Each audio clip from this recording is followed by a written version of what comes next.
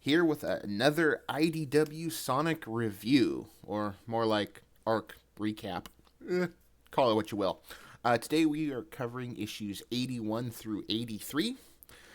Continues our IDW's Road to 100, picking up from the end of the Clean Sweep Grand Prix, as well as issue 80 regarding the missing Chaos Emeralds. Our heroes, Sonic and Tails, have traveled to the Venice-adjacent city of Sequin on Sonic's World, which is having its very festive Grand Carnival, again, pulling in that big Venetian flair. While they're wearing masquerade masks, waiting for a Chaos Emerald to be put on display, our heroes run into good old Team for Affinity, aka Shadow and Rouge, who are also after the Chaos Emerald. Rouge decked out in a very nice mask and dress, while Shadow is just there. I mean, at least Sonic and Tails put on Mask Shadow. You could at least get into the festivities. But the festivities are basically come to a crisis, as during the entertainment, aka the traveling acrobatic group known as the Celestial Troupe, performs their very acrobatic endeavors, the master thief Lunar shows up and runs off, or glides off, with the Chaos Emerald, with the heroes in pursuit. Sonic and Shadow banter. Sonic kind of tries to rage bait him into fighting. Rouge kind of tells Shadow he's baiting you. He says, I know. But then Sonic does get the better of his dark counterpart, and the two come to blows while trying to steal the emerald from Lunar. Lunar gets away, but Sonic, being the crafty hedgehog he is, slapped a tracker on him. So while Rouge was dealing with Tails after she and Shadow ran off, Tails revealed on his Miles Electric that he has the location. So they go after them. Well, meanwhile, Shadow and Rouge try to basically regroup at a cafe. Rouge says Sequence is also very famous for her cafes, and god darn it, she wants a croissant. Shadow, though probably could indulge his caffeine coffee addiction, decides this is dumb, and he walks away. Rouge being kind of like, whatever. Sonic and Tails track down Lunar to a abandoned warehouse in town, only to find that Lunar is not there, even though he is. Enter Soleil, the sugar glider, the youngest, or I don't know, not confirmed he's the youngest, but a member of the Celestial Troupe, who is super panicky that he has the Chaos Emerald and gives up to Sonic and Tails willingly, because it turns out he's a big fan. Turns out Soleil is a fan of the Sonic Spotters, a worldwide little group of shutterbugs who post pictures of Sonic every time Sonic is in the neighborhood and post it online. Kind of and confirming that Sonic is a bit of a cryptid. So Tails and Sonic ask about Lunar, and Soleil has no idea, though he says that his parents, the leaders of the Celestial Troupe, have been super demanding and aggressive in their training, and he has slipped up, and it has just kind of caused him a lot of stress because he likes watching Sonic, blah, blah, blah.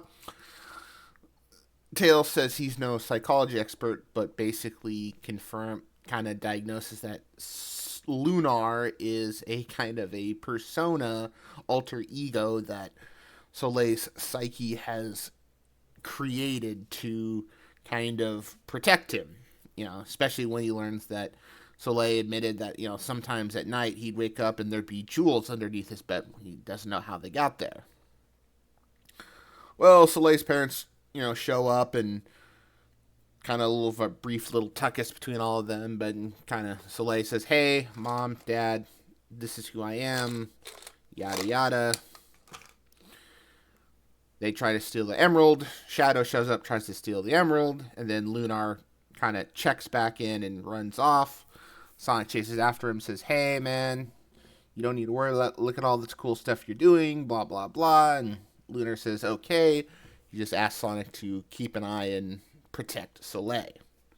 Does so. Then Rue shows up, steals the emerald. Everything's happy. The parents say, "We're sorry for pushing you," yada, yada. Oh, then, by the way, Eggman shows up. And his egg juggler steals the emerald, gets a supercharged. All together, the two hedgehogs, the bat, the fox, and the sugar gliders all team up, stop Eggman, crushes egg juggler, and he escapes. But they can't find the emerald, because the emerald's been taken by a mysterious cloaked figure with a coffin on his back. Or their back. I don't know. Who could this be? Starlight? Maybe. And that's really the extent of this 3-issue arc. If I kind of overlook some things, I'm sorry. This arc very much, instead of being Cirque du Soleil, it's more like Cirque de Meh, Cirque de Mid. And it's, I don't want to say it's a bad arc. It's just, it's very just, like, you know, you're not going to remember it. It's very cut and dry. It does feel like some things are missing. Soleil and Lunar, I know they're not gendered, so forgive if I'm pronouncing, but I'm just going to use the they, just because it's, yeah. They're not that, I mean, they could be interesting. I mean, I had made a crack on the Discord that, you know, Soleil and Lunar would have been more interesting if they had kind of a Green Goblin, you know, dynamic where, you know, Lunar is that kind of, hey, the unchecked ambition to Soleil's kind of hesitation, and them kind of working things out. I mean, he's a sugar glider. He glides. He wears a mask. Get this guy some pumpkin bombs. But I understand for some that seems a little offensive, especially for those who do suffer from DID. So the idea that, you know, Lunar is protecting Soleil does kind of, you know, if we're going to stick in the Marvel Comics realm, it does invoke some of the dynamics Bruce Banner has with some of his Hulk personas, especially if you read Al Ewing's Immortal Hulk run.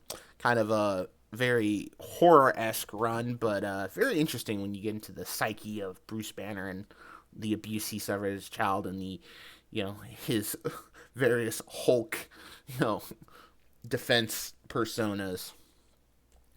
But, you know, it's fine. I mean, I'm pretty sure we'll see Soleil and Lunar again sometime in the future. Probably sooner than we'd want, but oh well. Eggman really doesn't need anything. Quite frankly, Rouge and Shadow don't really serve much of a purpose, except for some fun little moments, though. Apparently, the scene of them at the cafe, Evan had revealed that Sega basically had her rewrite the whole page, which makes me want to see what she had originally wrote, because the dialogue is very generic. Which I think, if we really boil down all of the issues that I have with these 3 issues, is that it kind of sums up IDW as a whole right now. IDW really feels like it's running in place because Sega is just weighing them down with their oversight, with the reveals that the Shadow one-shot had been canceled due to issues on Sega's side and their changing of ownership, or not ownership, but leadership changes, oversight changes. It just feels like this book is suffering for it. You know, you have 12 months a year. Most comic books will put out 12 issues a year. Sonic, I think, only put out 9 this year, maybe 10. So, and it's not for IDW's production. It's purely whatever methodology Sega is using to oversee these comics. It's not efficient. It's not working. And I think it's really hurting the product. IDW and Sega have an amazing team of writers and artists who do great jobs, but I think they're being held back through bureaucracy. Now, sometimes that's the you know, that's business for you, but it's also not very fun. Yeah,